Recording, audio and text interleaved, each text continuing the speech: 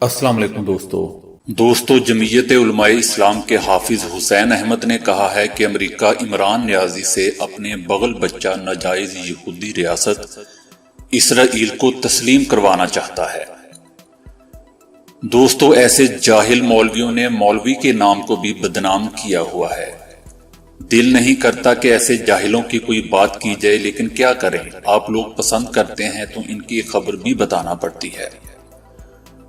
بہرحال انصاف کا کہنا ہے کہ اسرائیل کو تسلیم کرنے کی بات سب سے پہلے سابق army chief general Pervez Musharraf نے غیر آئینی طور پر اقتدار میں قبضہ کے بعد شروع کی تھی۔ اب ایک بار پھر مشرف کے دور کی کابینہ نے، جنہوں نے آج عمران خان نیازی کو گھیرا ہوا ہے، وہ ایک بار پھر اسی مشن پر نکلے ہیں۔ مشرف دور میں امریکہ کا افغانستان پر حملہ اور جارحیت کی وجہ سے اسرائیل کو تسلیم کرنے کا پلان مؤخر ہوا تھا، لیکن آج مدینہ کی ریاست کے دعوے دار و پردہ یہودی لابی کے لیے سرگرم عمل عمران نیازی یہ کام کر رہے ہیں۔ دوستو میرے ہاتھ کی کھلی ہتھیلی کی 5 انگلیاں سمیت اس کے منہ کی طرف اس بندے کو جواب میری طرف سے یہ ہے۔ اگر آپ کوئی اور جواب دینا چاہتے ہیں تو کمنٹ سیکشن میں دے سکتے ہیں۔ دوستو بات یہ نہیں کہ عمران خان کے خلاف ہے، بات یہ ہے کہ ہم مخالفت برائے مخالفت میں اتنے گھٹیا یا نیچے گر جاتے ہیں کہ ایک پاکستانی کو دشمن ملک سے بھی زیادہ نیچے گرا دیتے ہیں۔ صرف عمران خان ہی نہیں، وہ کوئی بھی پاکستانی سیاستدان کیوں نہ ہو، ایک وہ پیپلز پارٹی کی بلاول کی شکل میں چھمک چھلو ہمارے سر لا کھڑی کر دی گئی ہے، جس نے آج تک اپنے سے بڑے کسی دوسرے سیاستدان کی کبھی عزت نہیں کی اور نہ ہی اس کے بارے میں عزت سے اس کا نام لیا۔ آپ ہسٹری اٹھا کر دیکھ لیں، اس کی ماں بے نظیر بھٹو، عمران خان، نواز شریف یا ایون شہباز شریف نے بھی کبھی اتنی بدتمیزی سے اپنے سے بڑے سیاستدان کی بات نہیں کی۔ مخالفت اپنی جگہ، لیکن کسی بھی پاکستانی کو دشمن سے بھی زیادہ نفرت کرنا میں نے اس سے پہلے کبھی نہیں دیکھا۔ دوستو اسی لیے میں لوکل سیاست پہ بات نہیں کرتا۔ اب بھی مجھے بڑا عجیب سا لگ رہا ہے کہ میں ایسے ان کے بارے میں کومنٹ دے رہا ہوں۔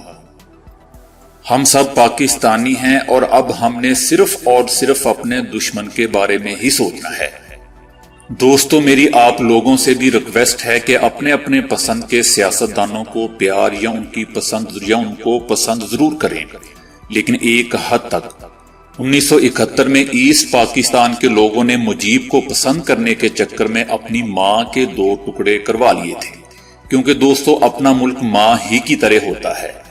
وجہ کیا تھی یا کچھ بھی تھی، لوگ اپنے ملک کی بجائے اپنے پسندیدہ سیاستدان مجیب کو زیادہ پسند کرتے تھے، اس کے کہنے پر 2 ٹکڑے کروا بیٹھے۔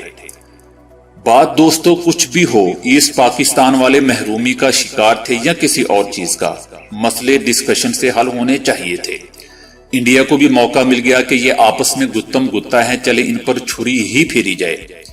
اس لیے پہلے اپنا ملک پھر کوئی سیاستدان۔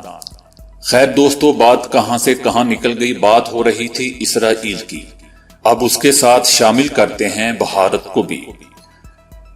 دوستو نیو یارک ٹائمز میں ایک کالم شائع ہوا تھا جس میں تفصیل کے ساتھ یہ بتایا گیا تھا کہ ہندوستان کی ایجنسیوں کے کچھ افراد اسرائیل میں ٹریننگ حاصل کر رہے تھے کہ اسرائیلی کیمپوں میں اور قبضہ شدہ علاقوں میں کسی طرح تشدد کے نئے طریقے استعمال و ایجاد کیے جاتے ہیں۔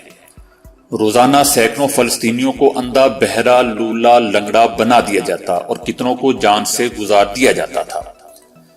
دوستو کالم نگار لکھتا ہے کہ ان لوگوں کو ایسے کیمپوں کا دورہ کرایا جاتا تھا اور بریفنگ دی جاتی تھی کہ جہاں سال ہاں سال سے فلسطینی بھی بے یارو مددگار بڑے ظلموں و بربریت کا شکار ہو رہے ہوتے تھے۔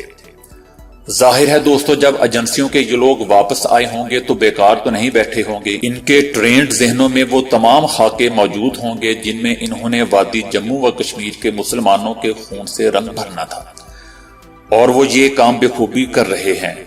ادھر کشمیر کی خون ریزی پر آوازیں اٹھتی رہیں جس میں شدت آتی جا رہی تھی، لیکن ہماری غفلت میں ذرا بھی حرکت نہ ہوئی۔ ہم اس امر کا احساس ہی نہیں کیا کہ وادی کے حالات کس طرف جا رہے ہیں۔ دوستو 2017 کے بعد ہماری طرف سے اتنی تیز رفتاری سے بیانات داغے جا رہے ہیں اور دنیا کے ضمیر کو جھنجھوڑا جا رہا تھا نہ تو دنیا کا ضمیر جاگا اور نہ ہی ہم جاگے۔ پچھلے دنوں کلسٹر بمبوں سے شہری آبادی میں حملہ بین الاقوامی قوانین کی خلاف ورزی کی گئی، کوئی آواز بلند نہیں ہوئی۔ نام نہاد مصنفوں کو اس کا ادراک کرنا چاہیے تھا کہ کیوں بھارتی فوج شہری آبادیوں میں کلسٹر بمبوں کا استعمال کر رہی ہے۔ کسی طرف سے ہمدردی کے دو بول نہیں بولے گئے۔ دوستو، ٹرمپ کی ثالثی پر جو ملک کے اندر اچھل کود ہوئی، اس کے دوسرے ہی روز ان کی تمام حسرتوں پر پانی پھیر دیا گیا جب وائٹ ہاؤس سے یہ بیان آیا کہ یہ دونوں ملکوں کا اندرونی معاملہ ہے، ان کو مذاکرات کے ذریعے اس مسئلے کا حل نکالنا چاہیے۔ ثالثی کے غبارے سے ہوا نکل چکی، دورہ امریکہ کے فوراً بعد کشمیر کی خصوصی حیثیت ختم کر دی گئی۔ دوستو، نیو یارک ٹائمز اور برطانوی اخبارات سے وادی کے کچھ نہ کچھ حالات سامنے آ رہے ہیں جو انتہائی تشویشناک ہے۔ کشمیر آزادی کی دہلیز پر پہنچ چکا ہے، اب جو کچھ ہوگا بڑی تیزی سے ہوگا۔ ایک سال سے دوستو زیادہ عرصہ مودی ٹرمپ کی جبکیاں اس پر کام کر رہی تھی، غیر ملکی ذرائع ابلاغ اس نشاندہی بھی کرتے آ رہے تھے۔ ایک سال کے عرصہ میں نریندر مودی اور ٹرمپ کے درمیان کچھ باتیں کشمیر کے حوالے سے طے ہو چکی تھی، اور یہ بھی لگتا ہے کہ نریندر مودی اور عمران خان کے مذاکرات کرائے جائیں، اور شاید اس فارمولے پر بات ہو جو واجپئی حکومت میں مشرف کے ساتھ تقریباً طے ہو چکا تھا، جس کو پاکستان کے اندرونی حالات نے پایا تکمیل تک نہ پہنچنے دیا۔ اگر دوستو ایسی کوئی بات چیت ہوتی ہے جس کا امکان 50-50 نظر آتا ہے تو پاکستان میں چھوٹی جماعتوں کا رد عمل کیا ہوگا، یہ بھی ایک سوال ہے۔ جبکہ مولانا فضل الرحمان ہر قسم کے مذاکرات اور حکومتی اقدامات کو مسترد کرتے آ رہے ہیں اور مسترد کر رہے ہیں۔ کڑیوں کا ملاب اور گھڑی کی ٹک ٹک ہم آواز ہو چکی ہے۔ جینوسائیڈ واچ کی طرف سے ایک الرٹ جاری کیا گیا تھا کہ مقبوضہ وادی میں نسل کشی کی خبریں آ رہی ہیں۔ جس طرح فلسطین کے اندر نسل کشی سے تقسیم فلسطین کے عمل کو روا رکھتے ہوئے مختلف علاقوں کی تقسیم کر دی گئی، وادی میں بھی اس عمل کو پروان چڑھایا جا رہا ہے کہ کشمیریوں کو دور دراز علاقوں کی جیلوں میں بند کر دیا جائے، لاکھوں کشمیریوں کو وادی سے نکال کر وادی بدر کر دیا جائے، جس طرح بوسنیا روہنگیا کے مسلمانوں کو دربدر کیا گیا تھا۔ دوستو، کشمیری کبھی اپنے علاقوں سے دستبردار نہیں ہوں گے۔ یہ خطہ لارڈ ماؤنٹ بیٹن کی جال سازی اور اس کی بیوی ایڈوینا ماؤنٹ بیٹن کی جنسی جنونیت کا نتیجہ تھا کہ اس کو بھارتی تسلط میں دے دیا گیا۔ اقتدار کے ایوانوں میں ایسے گندے اور گھنونے کھیل کھیلنے پر کوئی پابندی نہیں ہوتی جب تک راز راز رہے۔ دوستو، کشمیر کو آزاد کرانے کا اس سے بہتر موقع ہاتھ نہیں آئے گا۔ جو قومیں کشمیر پر خاموش ہیں، اپنی آواز نہیں اٹھاتی، ان کو مصلحتوں کے حصار سے نکل کر کشمیری عوام کی حمایت کرنی چاہیے۔ کشمیریوں کو سال سے آگ اور خون میں جھونکا جا رہا ہے۔ مظلوموں کی چیخو پکار، ان کی قید و بند کی مجرمانہ سازش پر آواز اٹھانی چاہیے۔ ہمیں بیان بازیوں سے باہر نکل کر عملی اقدام اٹھانے ہوں گے۔ کشمیر کبھی نریندر مودی تشتری میں رکھ کر نہیں دے گا، جس کے پیچھے پوری مسلم امہ بھی کھڑی ہے اور بڑی طاقتیں بھی۔